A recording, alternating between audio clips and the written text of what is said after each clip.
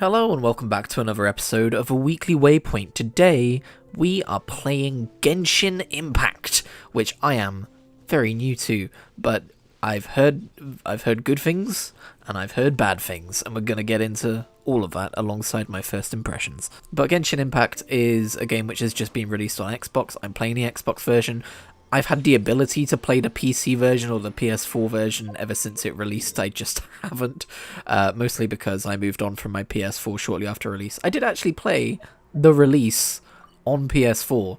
I got some, Founders Day stuff or whatever they called it. I don't know if that holds any weight in the game, if I'm completely screwing myself over by starting a new account on Xbox, but I don't really care. I just couldn't remember anything about it, so I thought, it's been, 5 years since this game came out? I should probably start with a fresh account. I didn't get very far in the PS4 version, by the way. I got to maybe the second of the free trials you do near the start of the game, and I am currently just after those free trials. So yeah, for those of you who don't know, and can probably already see the influence, Genshin Impact is what happens when China looks at Breath of the Wild and goes, we could make that.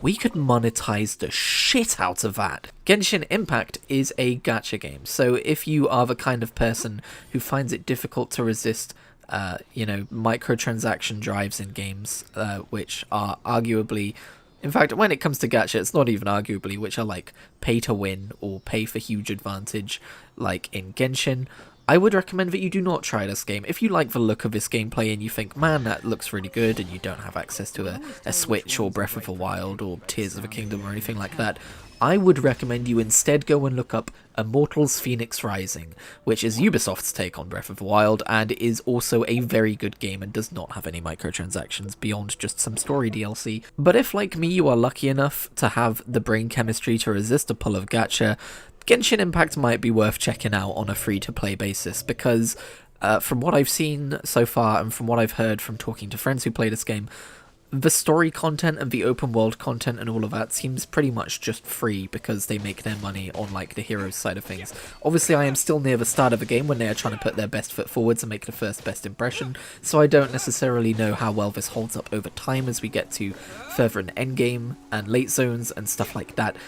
But right now, it just feels like a really competently made single player RPG, which just happens to have some gacha for if you want to have different characters, which are basically like classes in any MMO or RPG. They have some basic abilities. Auroron and Noelle are two people that I got through free wishes, and Noelle, I'm pretty sure they just rig it so everyone gets Noelle. But Auroron, I believe, is just in the current wish rotation as one of the people you can get, and I got him. And as you can see, different, I don't know what they're called, heroes, champions, just characters, Genshiners, they have, specific, elements associated with them. So the main guy you start as has wind, Amber has fire, Noelle has earth or geo or whatever they call it, and Auroron has lightning. You get given a librarian lady who suits for lightning spec, I guess, if you want to call it that. As you play through the story, you do get some stuff from just playing through the story, but I figured, hey, I got Auroron from a wish, so I can vary up my playstyle a little bit compared to the typical first 10 hours through the game. I can be different, and so I'm using Auroron, even though she's called Lisa, the lightning librarian. She's not called the lightning librarian. She is genetically engineered to be charming and appealing to a specific crowd, which I may be a part of, but damn it, we're going with Auroron. It is a little weird that some of these characters, like Amber, are full-on characters within the story who accompany you through the main story, and I believe have their own little side quest lines and stuff like that. And then you get Noelle, and she's just there. She's got a personality. She says things when you open chests. Oh my god, by the way, they need to add variety to the voice lines when characters open chests, because they have one voice line, maybe two, and they just repeat it every time you open a chest, and it makes me want to drill my eyes out. Is this an answer from this world? No, dude.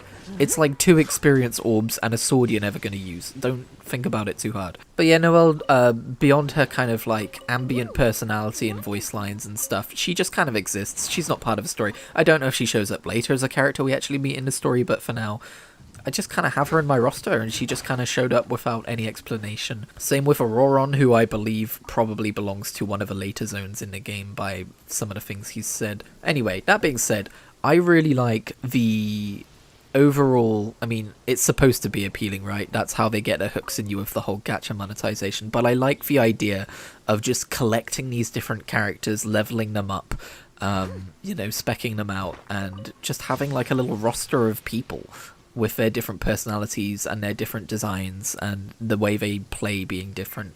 I think it's really cool, and I probably won't think it's really cool in 1,000 hours when I'm grinding for ages because I don't want to throw down, £100 worth of wishes to get a character. But for now, I think it's really cool. I'm going to try to enjoy Genshin for what it gives me for free and not spend too much time bashing my head against a grind beyond that, but we'll see what happens. For all I know, I drop this game next week and forget about it, but right now I'm having a great time. Who can guess with my attention span? Speaking of my attention span, the game I think I'm slowing down on right now a lot is, by the way, I totally fumbled that, Brighter Shores, through no fault of its own. Well, I guess maybe through some fault of its own, the way it's designed. I think, and if you don't know what Brighter Shores is, you can check previous videos, but it is basically Andrew Gower's spiritual successor to RuneScape, although don't compare it directly to RuneScape because there's some important differences. But I think it's a really competent early access release with some flaws in the design, and I think the main flaw that kind of annoys me a little bit is as you level up, it is just kind of the same nodes but reskinned, and by the same nodes I mean like the exact same nodes but reskinned to be a different resource or a different monster, and that kind of kills the charm of progression in my opinion. I don't exactly have like a big scary dragon on the horizon that I'm aiming to be strong enough to go and kill. It's just a green goblin instead of a red goblin. That's not a specific example, but that's the kind of a way the game works. But I do still really believe in Brighter Shores' future. I just think I've slowed down on it and I'll return to it at a later date. I'm mentioning this because I am probably going to get back into old school RuneScape, which is funny because normally when I play an MMO for a bit, like a couple of months usually, and then I drift away to something else, usually I don't return to that MMO for like 6 or 7 months at least. But Old School RuneScape Leagues 5 is coming out soon, and I've never done a league in Old School RuneScape, and I've always really liked the idea, but I've always been put off by the fact that I'm just not that familiar with Old School RuneScape, and I kind of wanted to do it like the quote-unquote proper way, the vanilla way, albeit as a Bronze Man. Bronze Man mode being a player-enforced game mode where it's like Iron Man, except you can trade for items that you've received yourself once, meaning you're cutting out the thousands of hours of extra grinding, but you're still making boss drops feel like unlocks. Anyway, the end game in Old School RuneScape is locked behind hundreds, if not thousands of hours of playing to get to it. So I've been thinking, I should probably play Leagues while they're around. There's no guarantee they're going to do them in perpetuity. So I'm going to do Leagues 5 when it comes out tomorrow, I think.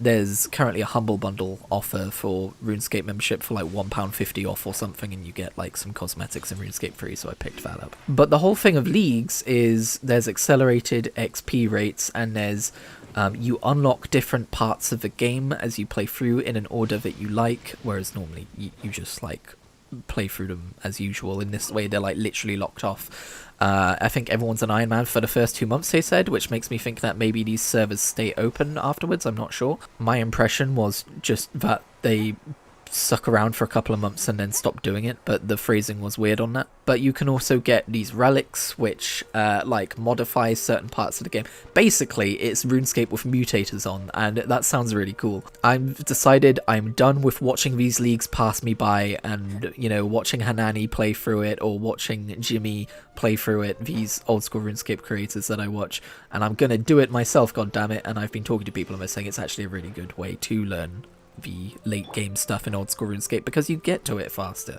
And of course, by playing through a league, you can unlock some cosmetic rewards for your main account. So yeah, I don't think I can play World of Warcraft, Brighter Shores, and RuneScape all at the same time, so I have put Brighter Shores on the back burner, and I will be embracing old school RuneScape once more. Speaking of World of Warcraft, Classic launched this week. This should probably have been a little bit further up in the headlines. And I have been playing a Tauren Druid on Hardcore Realms. I say Hardcore Realms, there's one Hardcore Realm, it's a Mega Realm. Now, I flirted with Hardcore before.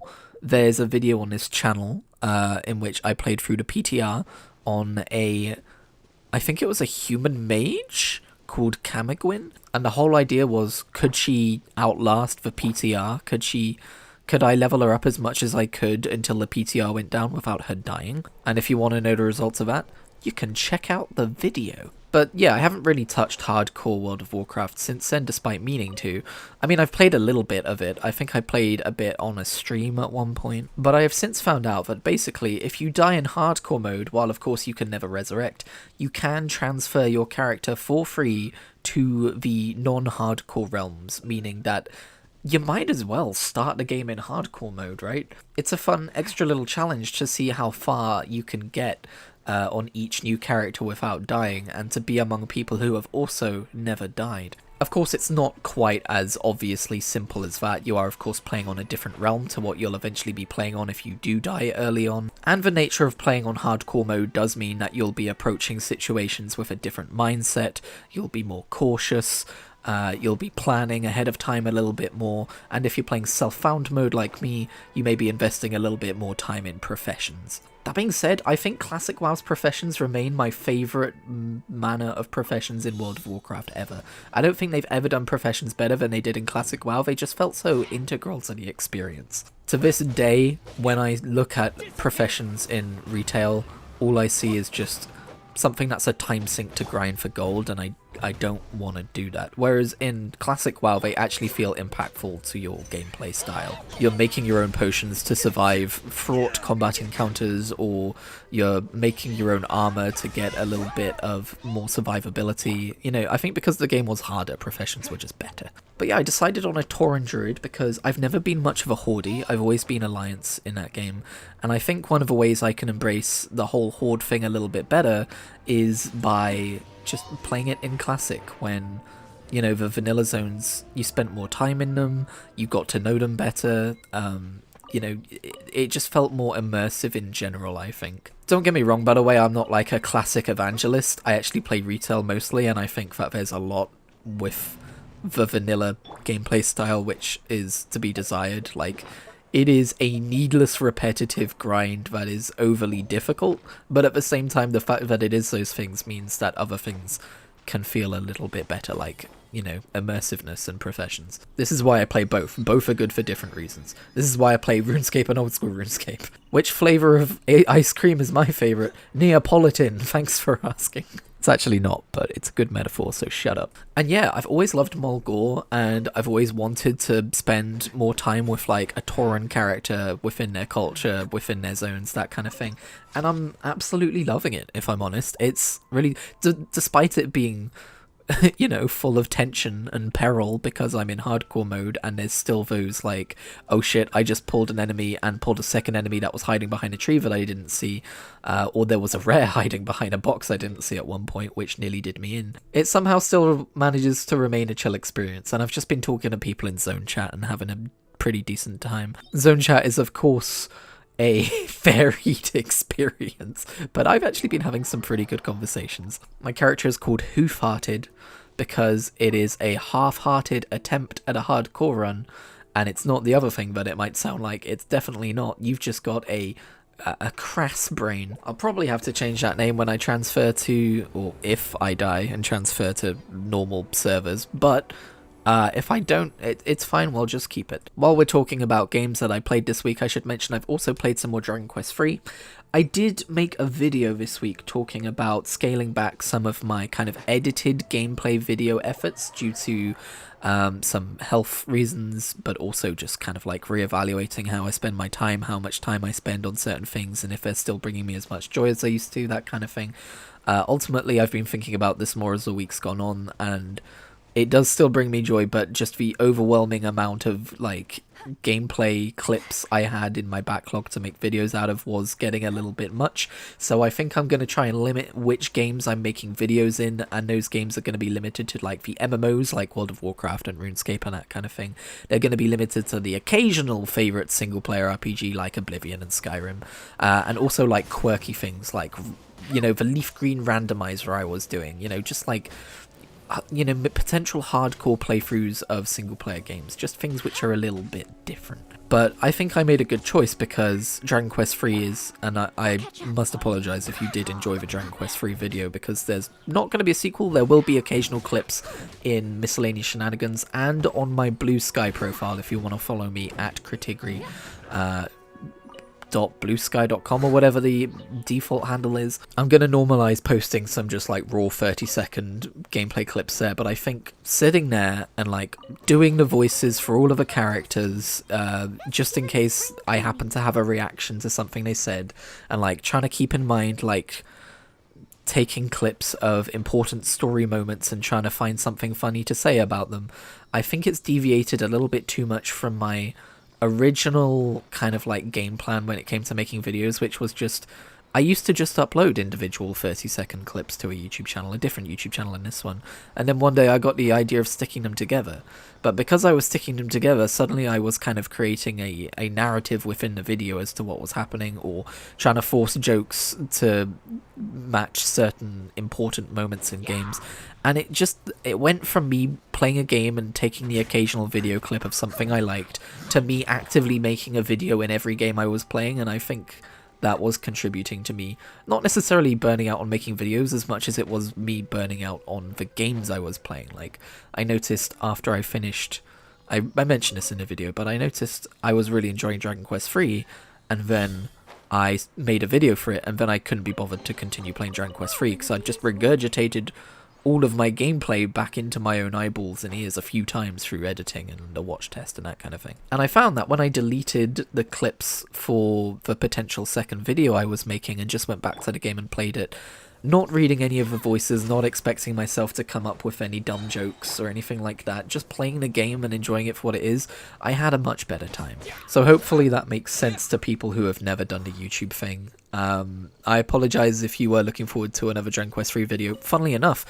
I always wanted to be able to record Dragon Quest while I was playing like the 3DS games and stuff like that. It was on the top of lists of like games I wanted to put on the channel, but I've actually found I just enjoy the game more, and I feel less, I guess, creatively fatigued when just playing the game for myself. I can enjoy it more. I can lose myself in the experience a little bit more. Of course, despite the amount of time I put into this channel, it's not a job. It doesn't give me any monetary stuff. And while I legitimately appreciate each and every subscriber and view and comment and like I get, it is at the end of the day a hobby, and I need to manage the amount of time I put into it. I'm also just going to say right here that Dark Souls 500 subscriber special I promised, I don't know if that's happening. You've probably garnered as much by now. It's been a little bit too long. Every time I think about making that video, part of my brain just goes, ugh. I think I got excited to do it once, like a few months before I hit 500 subscribers, and then I foolishly assumed I would still be excited to do it around the time I did hit 500 subscribers, and I am not. So, apologies. It's still a video I plan to make one day, but we'll wait until I'm actually enthusiastic about making it. Anyway, meanwhile this week, in terms of stories I've been enjoying, shows I've been watching, books I've been reading, I watched through the first season of Arcane, and I'm not doing like a full thoughts on for this right now. I'll wait till I finish season 2, but my first impressions, I guess, if you can still call them that now that I'm 3 episodes through season 2. Season 1, episode 1, I was like, okay, this feels like it was me going into it with like, everyone fucking loves this show, I gotta see what everyone loves about it. And episode 1, I was like, well, all the characters are doing things in the background and it's very high production value to the point where it's a bit distracting, and I was a little like, yeah, it's fine, I guess. By the time I finished episode 2, I was like, yeah, I'm interested to see what happens next. We'll click on to episode 3. And by the time I finished episode 3, I was having an emotional reaction to what was happening in the story, and I think those might be some of the strongest first 3 episodes of any show ever made. So there's a little sneak peek at a future thoughts on video for Arcane, probably not too far in the future at this point. I am very emotionally invested in these characters. specifically Vi, I really want Vi to be happy. That's all I'm saying. And as far as reading books goes, I've dedicated pretty much my entire reading time this week to Empire of Silence by Christopher Ruocchio. I believe I mentioned it last week. If I didn't, it's part of a Sun Eater series. It's the first book in it. I picked it up on a whim, and I am over halfway through it already. It's like a 700-page book, and I'm completely in love with this book, so look forward to a blurble reasoning on that at some point in the future as well. But I think that's just about going to do it for me today, so thank you very much for joining me this week while I've waffled on about another week's worth of games I've played and all that stuff. Let me know what you thought about anything that I said, including thoughts on Genshin or anything like that in the comments below if you like. You don't have to. I'm not your dad. I will catch you in the next video. Am I your dad?